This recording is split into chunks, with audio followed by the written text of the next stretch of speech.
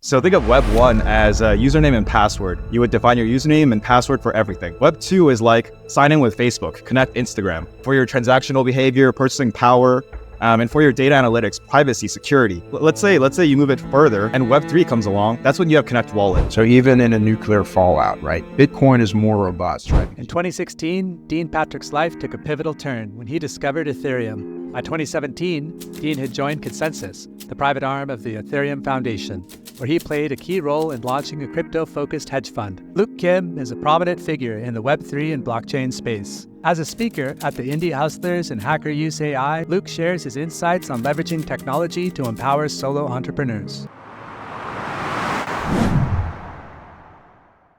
So you mentioned 10 years. That goes back longer than I expected. Could you tell us how you two met? Like contextualize that a little bit more? Yeah, so my blockchain journey started when I was in Switzerland.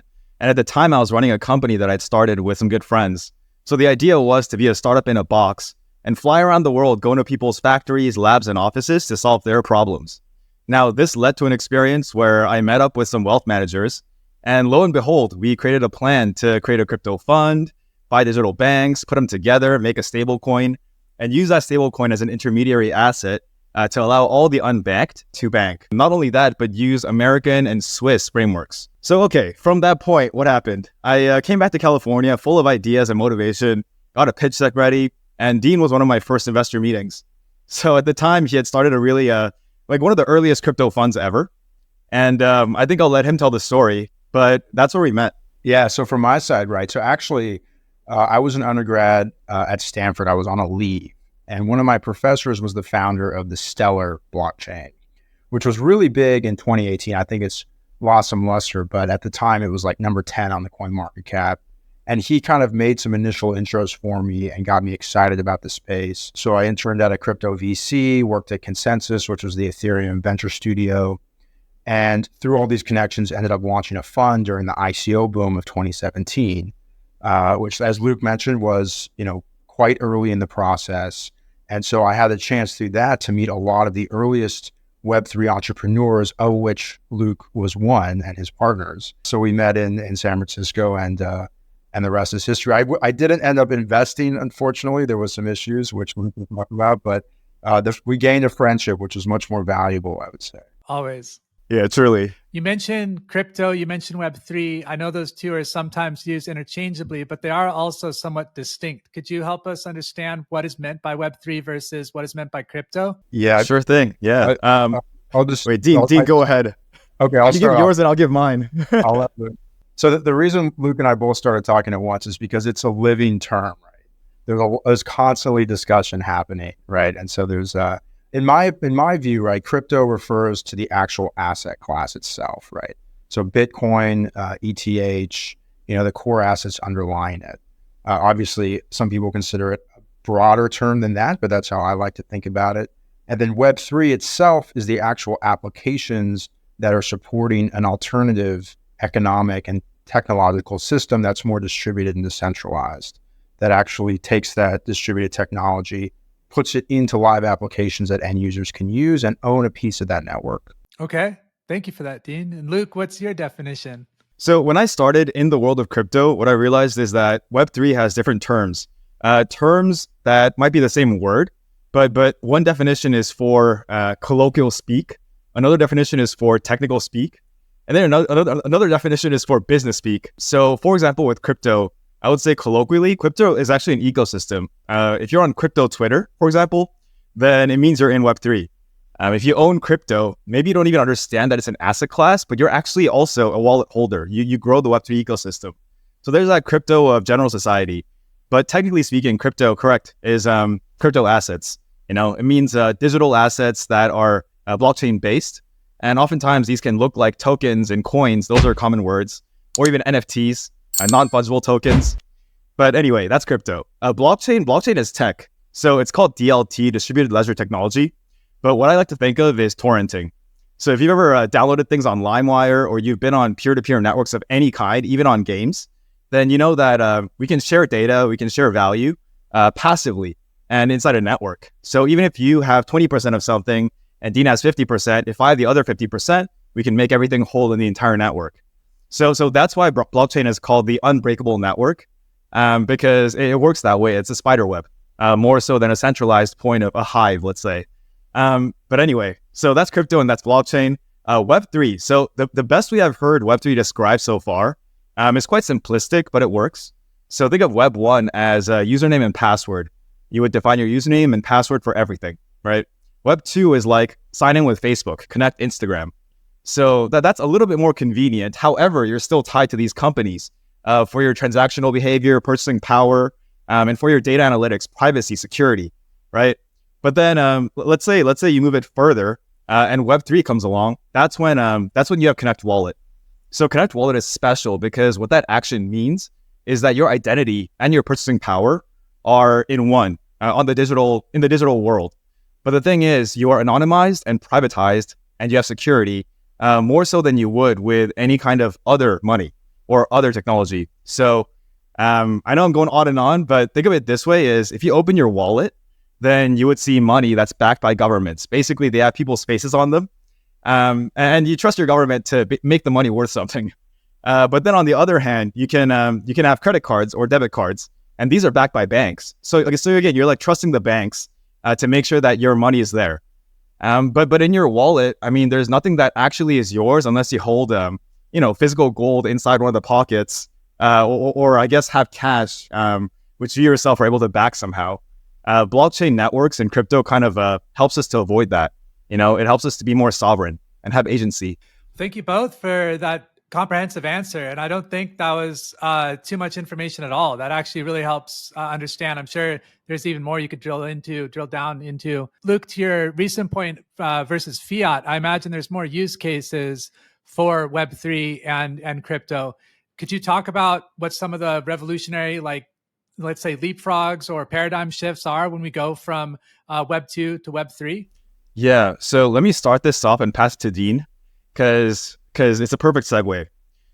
So right now, people are thinking that Web3 is going more mainstream because there's Bitcoin ETFs and there's other things like that. Stripe has a base integration, for example, to encourage use of stablecoins. PayPal has it. PayPal has its own stablecoin. And so there's these mainstream Web3 sort of entryways. But what I like to think of is how close Web3 is to the real world. So these days, real world assets are trendy.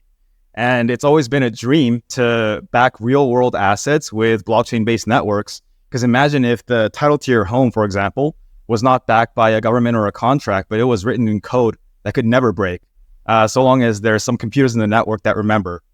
So that being said, I have heard as far back as the outset of the war in Ukraine about how they were trying to put land registry on blockchain technology to make sure that no matter who came in and took over, people would still retain their rights and their properties. And so that's really cool. I had a friend working on a refugee app that would allow refugees to take their entire net worth, whatever it is, and convert it at the point of departure to crypto assets. And these could be crypto assets like NFTs of your couch, maybe, or they could more than likely be sort of vouchers, let's say, or tradable in-kind value, right? But basically, you would get to wherever you need to go. And if your family is out on the street, you could just go to the nearest way station and say, look, I have my wallet, which says that I'm a property owner. It has all of my belongings. It shows you how much money there is in my bank accounts, etc. So that's much more powerful than relying on, your home country's bank, which, depending where you're from, may not even have those records or just fake them. So that being said, I want to pass to Dean because real world assets are a big deal. But these days, on a technical level, DePIN is a really big trend. And Dean is a specialist in DePIN. Yes, thanks, Luke. So just some context. So I'm actually serving as the director of the first DePIN accelerator called DePIN Serve. So we worked with 10 companies, and Luke was a part of that as well in the early part of this year. And we have 10 more that we're working with right now.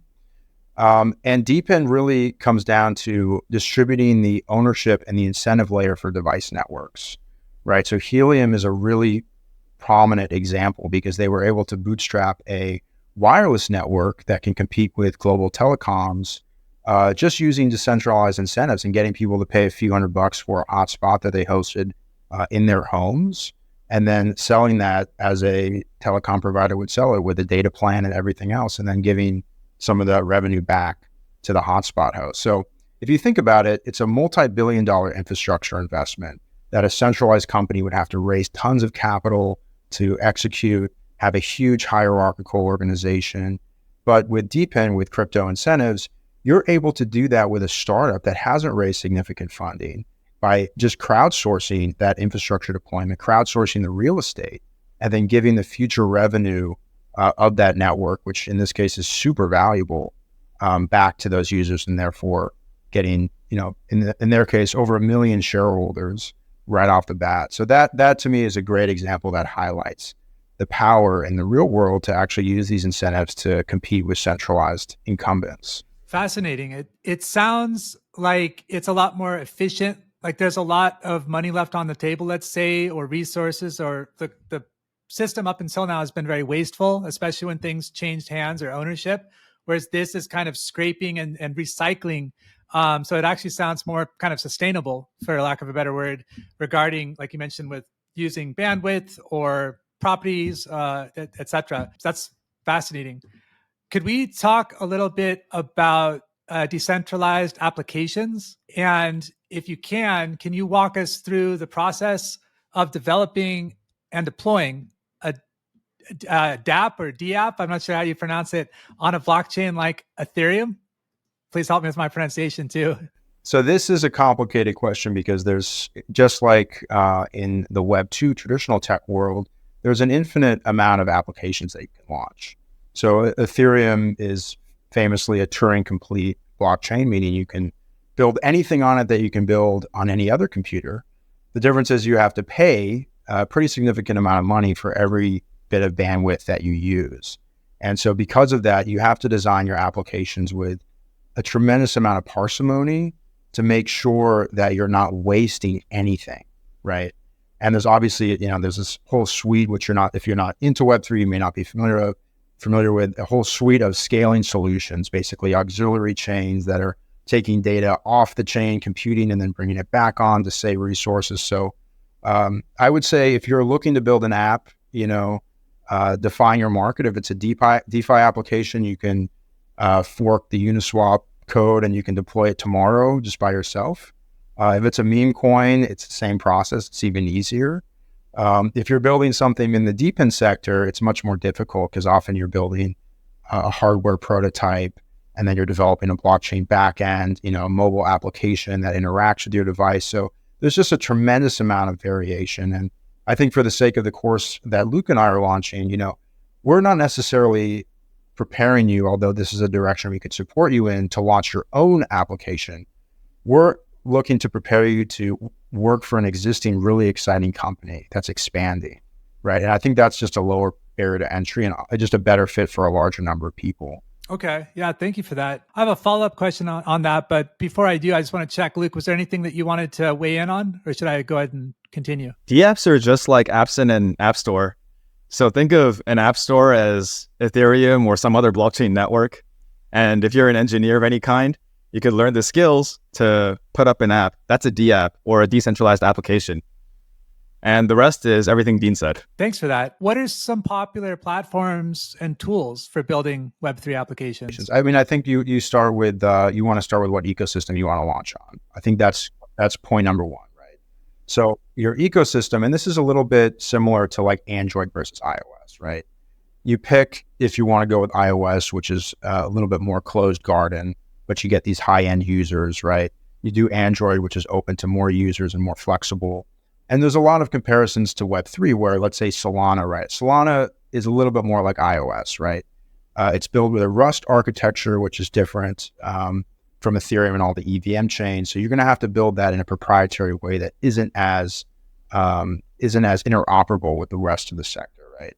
So that's kind of your big first decision as a developer, is you pick an ecosystem, right? So you research the pros and cons of each ecosystem. Has that ecosystem supported a successful launch of a similar application?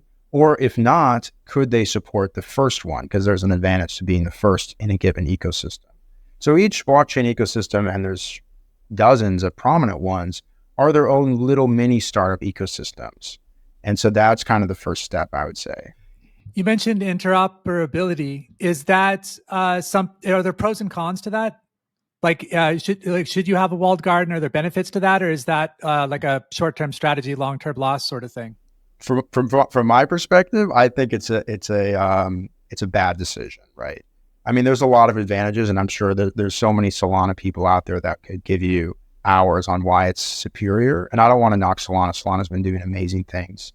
They built an incredible community, but I've always been an EVM guy, and I think EVM compatibility is just the best thing for the space.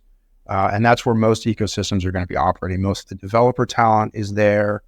Most of the communities are there. And I think that's the long-term play, but I think that's debatable. And there are ways to migrate Solidity apps, into the EVM world, but it's more challenging. And so it's a trade-off.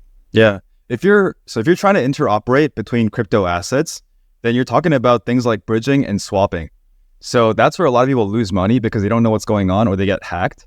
And that's also where you can make a lot of money because truthfully, those are the places where you can provide liquidity, for example, or you can open a gate for crypto to travel through. So you can do many things to assist people in decentralized exchanging their cryptocurrency. That's what it means to be a decentralized exchange. Now, okay, that's all fine. But what do we do about that? Dean is right. Every blockchain is like a startup ecosystem. And so for the average person, it's really important to study up on these things so you understand where you want to go, so you understand where you want to even bridge or swap into, because every action has consequences, meaning opportunity cost. Like if you study Ethereum really hard and you work in Ethereum, you're not going to be as adept at the other blockchain networks because your life is in Ethereum, right? But what if these other networks do really well? What if you bet on the wrong horse? So in blockchain, there's always this aspect of learning as fast as possible to get places where you have ROI, but try to learn broadly so you don't miss out. And you're always trading some level of time that you could be spending on something else. And in a frontier tech, hyper growth industry, that can feel like a lot. So, and the same with crypto. If you understand one crypto ecosystem or community, it doesn't mean you understand every other one. And therein lies the opportunity cost. So you could do very, very well, or you could just do average. It's up to you. Sounds like everything in life, to decide whether you want to be a specialist or a generalist, decide on what your team looks like, develop strategies, keep your finger on the pulse and be ready to pivot because that's all going to change. Yeah, it's true. But it's a community as well. It's for sure. Like we meet real friends, I mean, I'm in a DAO, a decentralized autonomous organization called Raid Guild, and it operates in many networks, but we always tend to meet up in big Ethereum conferences. And so these are real humans that I know, even if in the Discord channel, we're all pseudonymous and anonymous. And why are you anonymous? Because you're very visible in your own life, and you talk about this very freely, Luke. But I was just curious, what's the advantage with being anonymous in these on these platforms like Discord servers and stuff? Actually, that's your passion, Dean. You should take this.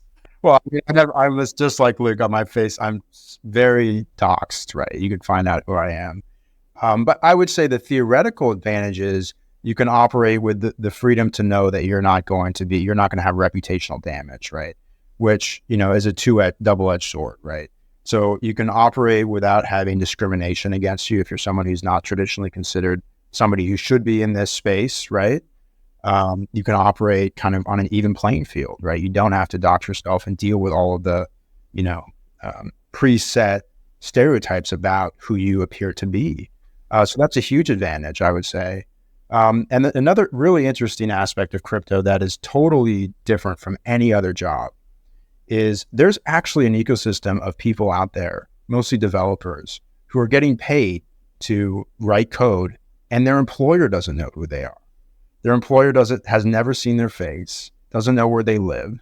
They have no information about them except can they code? They have a GitHub account and they have their Ethereum address to pay them. And that's it, which I think is fascinating, right? You can argue whether that's a scalable model or whether that's good for humanity, but it's just fascinating that can even happen. It is, because at the end of the day, I believe largely, I'm sure there's exceptions, but largely it comes down to results. Like, can you deliver the results? And sometimes we get confused with the emotions. Oh, I like this guy, even though he's not delivering. I believe he can do it someday. Whereas someone else, it's like you could make an argument they'd have to deliver results even more because that's all they have to go off of. And I like the way you mentioned that, Dean, because I was coming at it like, oh, if someone's hiding their identity, there must be like nefarious reasons why. But you actually flip that and show there might actually be positive reasons, or at least something more productive. And then that got me thinking really quickly. I mean, I thought this earlier, but it brought it back. I didn't choose the name David. and I'm just wearing it. Like I have no choice in the matter. And so here's an opportunity that you could create like a new persona with some intention. So interesting. What are some barriers, or maybe what are some of the biggest barriers that you're seeing with mainstream adoption of Web3 technology, if any? Yeah, I mean, there's a lot of different angles to come at that. Luke, I've been talking a lot. Do you want to jump on this? Maybe we can talk at the same time. Yeah, right. Well, to me, it's really clear. To me, I've worked with enough companies to know that like most anybody who has a pulse on tech, they're researching Web3. This includes even law firms, for example. Now, to the extent that it's useful, people will onboard, but to the extent that it's risky, they won't. The gap is going to be filled by those who understand Web3. And the big blocker is talent, because mainstream companies just don't have the talent to make this risk de-risked. And they don't have what it takes to even foresee what will be trendy or useful in the future. So the talent gap is huge, especially when we talk about executives and managers, because every time that an incumbent or a traditional company creates a unit around new tech, they basically have to spend like a lot of millions of dollars to get all these full-timers, not to do something real, but even just to ideate and discuss and develop a culture fit. So the fact is, Web3 itself is a growing space, yes, but at the same time, even though it's on par, like the market cap is on par with global telecom, even though that's the case, Web3 has relatively few people who make money from the opportunities there. And so then I got to wonder, the blocker also exists in Web3 as well. Web3 is lacking in talent for all the growth it's experiencing. There is money to be paid and work to be done, but not enough people who are Web3 native actually have sort of Web2 experience, let's say, or traditional industry experience. And also mainstream companies who want to do Web3 cannot source enough or train enough Web3 native personnel, especially at the managerial or executive levels. So then on both sides, whether you're Web3 or not, you're trying to find talent. That's basically how you de-risk anything Web3. Yeah, and I'll add to that. I think so. First of all, there's an argument to be made that crypto has already achieved mainstream adoption, right? So there's 600 million roughly crypto holders globally, and tens of billions of dollars are exchanged every day, denominated in crypto assets. And to Luke's point, right? So for a $2.5 trillion industry, it's always changing, that has over 600 million holders. We don't have an exact number, but there's less than 100,000 people that are employed by Web3 crypto companies.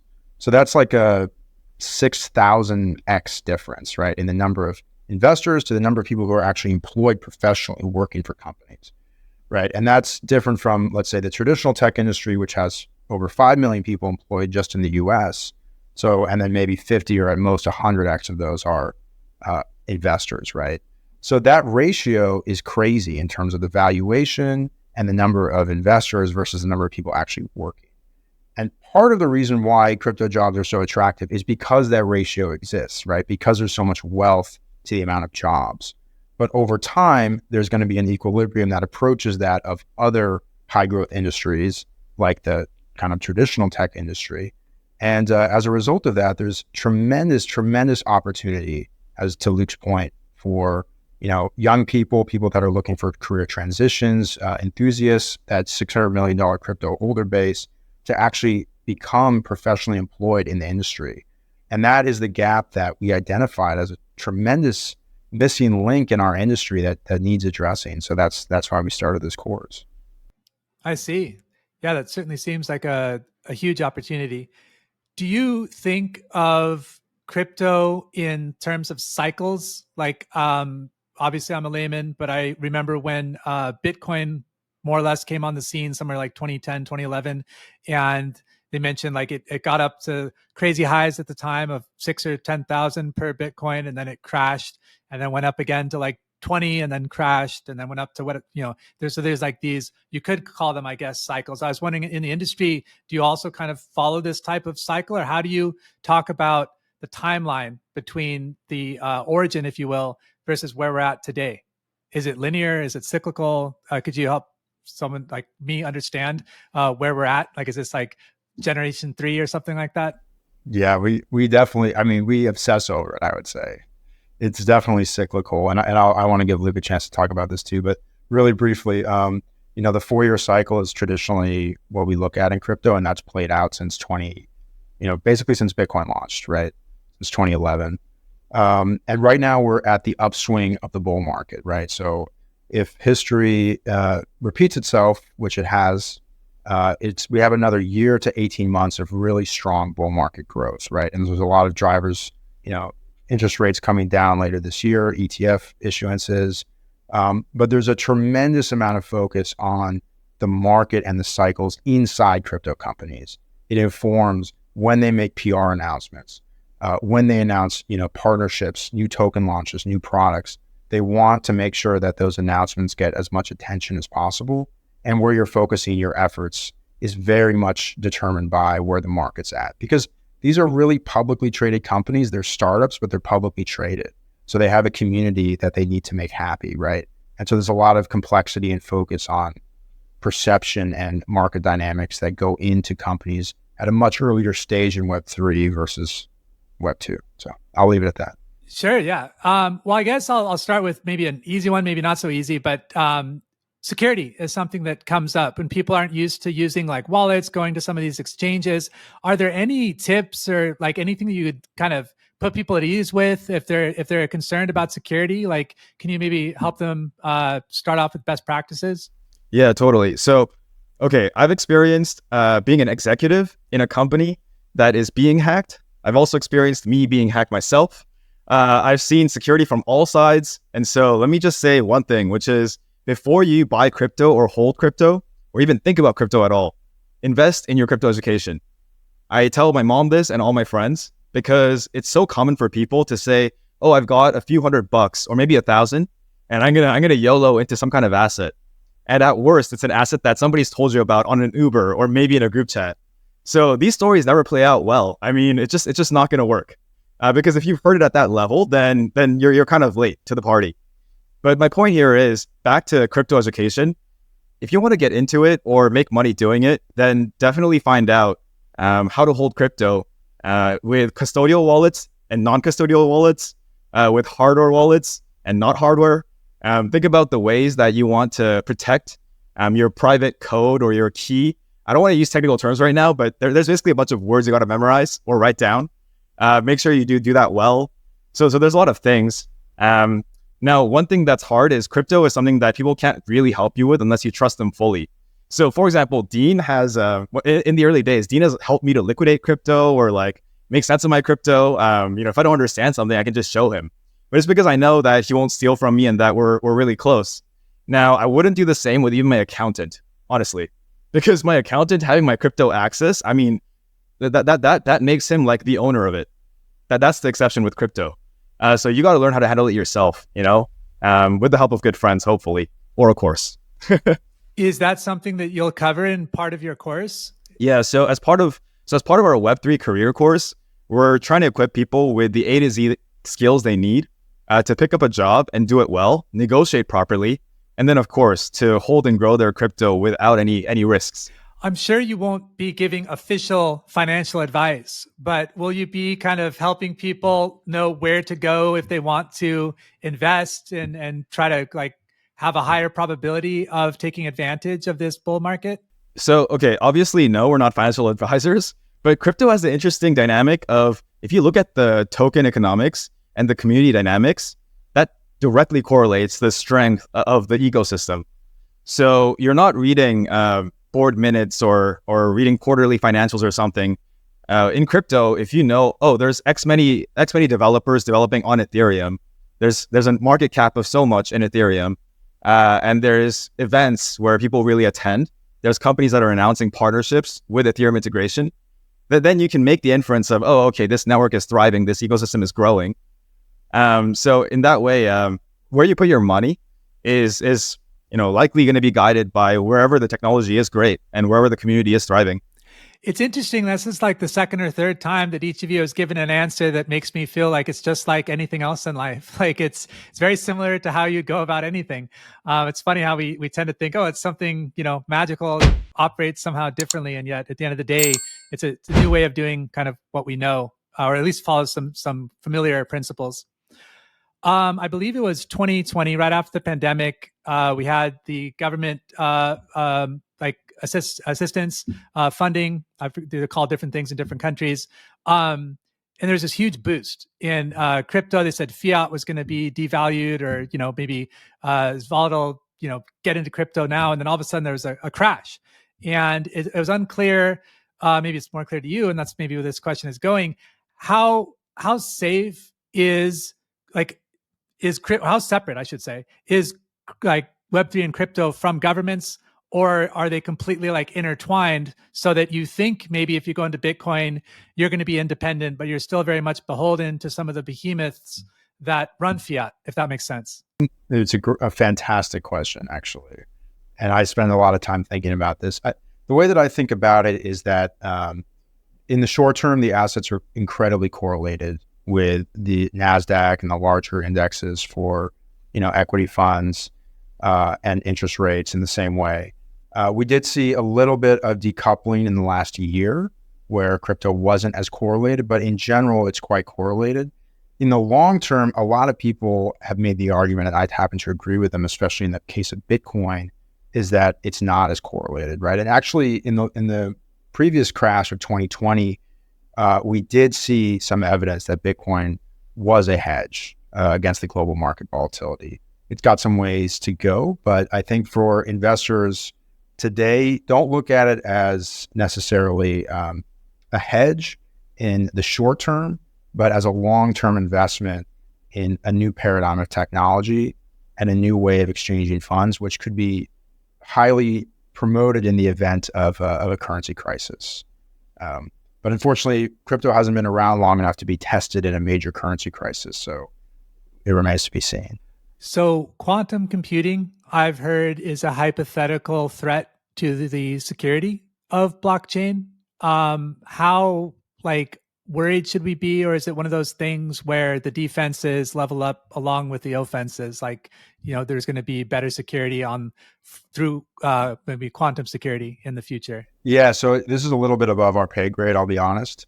I think from my limited understanding, right? So quantum is a big threat. But the big question is who gets quantum first, right?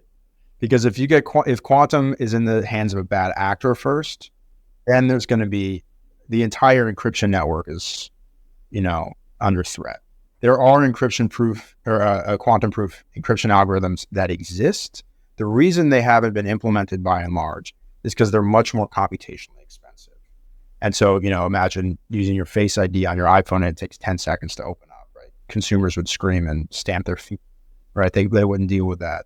So, but they're ready to go. It's just a matter of usability and rolling it out. But in that short window, a lot of havoc can be wreaked. So, yeah, it's definitely a concern. It's interesting thinking about these things and learning about these things, these threats, but at the same time, it's like there's so many things that have to happen before then. So again, quantum's above my pay grade as well, but I'm curious about it. And I understand that at present, you have to keep it near complete zero, absolute zero, in order to actually have it free floating the bits or whatever.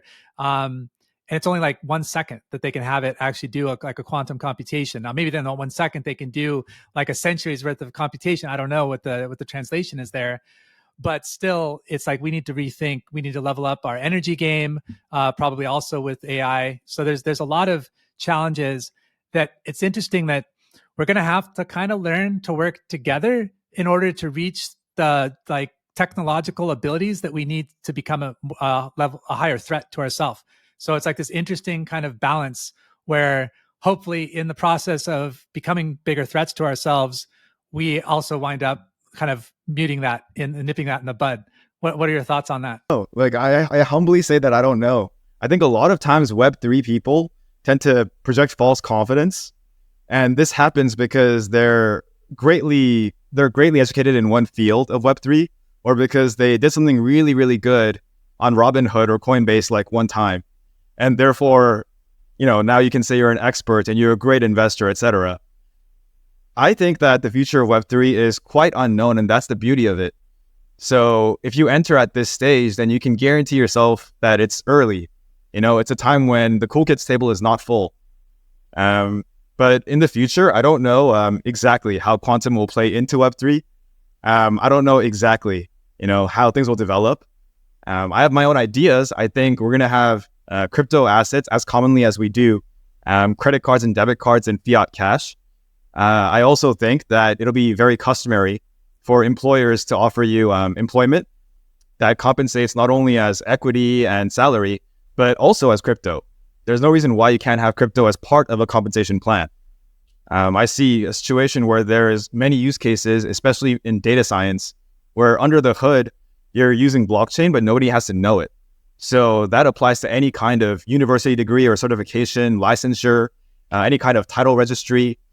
These things are things that you really don't want to be erased. And back when we used to write them on pieces of paper or parchment, yeah, we had a lot of record loss. It was catastrophic to have your administration burnt down. Now we have digital records, and yet they still are vulnerable, because when's the last time you got a notification that Google says your password was compromised, or you got a notification that your bank thinks that somebody was using your card? I mean, these are all problems that happen because we go through third parties or third-party authorities, like governments and corporations, as a default method, of transacting and exhibiting purchasing power. To your point about kind of the existential threats, right? And I think there's obviously, I actually read a whole book on existential threats when I went through like 100 of them, which is not light bedtime reading. I wouldn't necessarily recommend it. But so I actually think crypto in general is not a foolproof, but at least a decent insurance against a lot of existential threats. So for example, like Bitcoin and any of the additional assets that have been issued, right, can operate with very little infrastructure, actually. So even in a nuclear fallout, right, Bitcoin is more robust, right, because you just need really one node. 2 nodes would be better, of course, to operate the network. And if any of the nodes, and there's thousands of them all over the world, survives, then the network survives, right? Which is not really the case in the traditional banking system. And even for quantum, right, and even for AI, it's better if these systems are built in the open in a way that's owned by the community and not behind closed doors where, power can be corrupted. So, again, it's not a foolproof solution. There's still a lot of inequality that comes with it, but I think it's a better alternative to the existing system. What advice would you give to developers or entrepreneurs looking to enter the Web3 space? I would say, first of all, pick a great ecosystem that can support you, right? So not all ecosystems are created equal, and they're not created equal for any given developer, right? So if an ecosystem is not responding to you, if you can't get in contact with any of their people, if you can't get any resources from them, it's probably not a great option for you, right? There's a lot of ecosystems out there that are very pro-entrepreneur if you're building the right type of application. And oftentimes they'll give you grants, they'll give you resources, they'll give you free marketing support. So there's a lot of resources out there, and just make sure you're not missing out on it, right? So make sure that the ecosystem that you're working with is giving that. And honestly, that's like the number one advice I would give just starting out, because that can make or break your project. Yeah. Tactically speaking, I would just suggest do the nearest possible win. So I know a developer friend who went to a hackathon, won it, and then he went from executive assistant to software engineer, and now he's rolling in it. And so if you can train yourself to go through an online course and become a dev, then go to a hackathon, win it, and get a job. Also, you can join DAOs or other groups. So there's these communities of developers, for example, Raid Guild or Developer DAO, where you can actually join and simply by saying hello in their Telegram or Discord, you will get some friends who will invite you to a call and show you some stuff. And I know multiple people who just got mentorship like this, and they ended up leveling up, because these are skills that sometimes are not available from professors in academia. So you got to acquire those skills from people on the ground.